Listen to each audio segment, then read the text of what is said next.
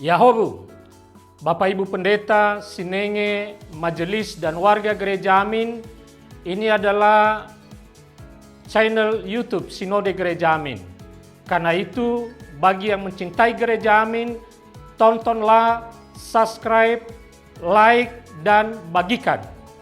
Gereja Amin yang tangguh, mandiri, dan peduli. Tuhan Yesus memberkati.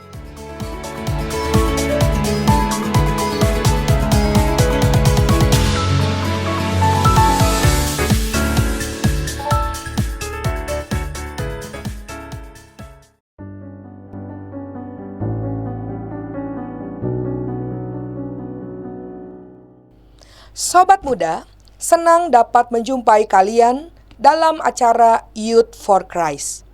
Renungan kita kali ini, Kamis 25 Desember 2025 berjudul The Messenger is the Message, yang didasarkan pada Ibrani pasal pertama, ayat pertama sampai dengan 12, bersama saya, Pendeta Gloria Tesalonika dari GKI Perumahan Citra 1. Sebelum membaca dan merenungkan firman Tuhan, mari kita berdoa terlebih dahulu.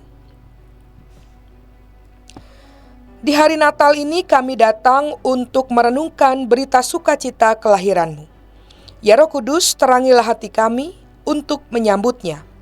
Kiranya firman Tuhan sungguh kami maknai dalam hidup kami sebagai anak-anak Tuhan. Inilah doa kami. Dalam nama Tuhan kami Yesus Kristus kami memohon. Amin. Sobat muda, yang menjadi pusat refleksi kita adalah Ibrani pasal pertama ayat kedua yang berbunyi demikian. Pada zaman akhir ini, Ia berbicara kepada kita dengan perantaraan anaknya yang telah Ia tetapkan sebagai ahli waris segala sesuatu. Melalui Dia, Allah telah menjadikan alam semesta. Menurut Kamus Besar Bahasa Indonesia, pembawa pesan berarti orang yang menyampaikan pesan atau informasi kepada orang lain. Dalam konteks ini, pembawa pesan dapat merujuk kepada seseorang yang bertugas mengantarkan informasi atau komunikasi dari satu pihak ke pihak lain. Pembawa pesan yang baik harus dapat menyampaikan informasi dengan jelas, tepat, dan tanpa perubahan. Sejak zaman Perjanjian Lama, Allah menyampaikan maksudnya kepada manusia melalui para nabi dan malaikat. Mereka ini kerap disebut sebagai penyambung lidah Allah. Hingga pada puncaknya, Allah menyampaikan pesannya kepada manusia melalui Yesus Kristus. Yesus Kristus bukan sekedar nabi atau malaikat pembawa pesan Allah, sebab Dia sendiri adalah Allah. Melalui anaknya inilah Allah menciptakan alam semesta. Melalui kelahiran, karya, pengorbanan, penderitaan, kematian, dan kebangkitannya yang merengkuh manusia dari kematian kepada hidup abadi, Yesus adalah isi pesan Allah itu sendiri. Yesus Kristus bukan hanya guru yang mengajarkan dan membawa pesan tentang keselamatan Allah. Dialah Sang Juru Selamat dunia. Yesus Kristus sebagai Sang Pembawa pesan Allah adalah sang pesan itu sendiri. Yud, Natal adalah perayaan atas cinta kasih Allah yang nyata.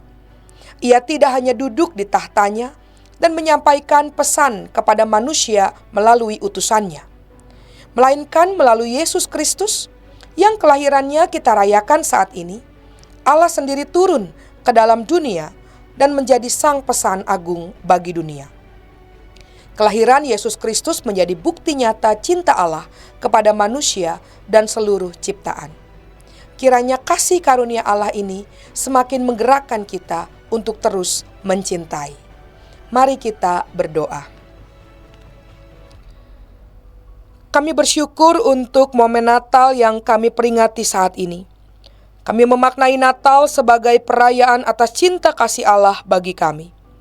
Engkau Allah yang ilahi rela turun menjadi yang insani, karena Engkau mencintai kami. Ajar kami meneladan kasih-Mu dan mewartakan berita sukacita Natal kepada setiap orang di sekeliling kami.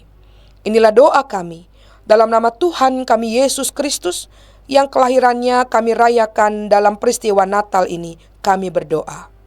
Amin. Demikianlah renungan kita hari ini. Jangan lupa subscribe, like, dan bagikan kepada yang lain. Tuhan Yesus memberkati.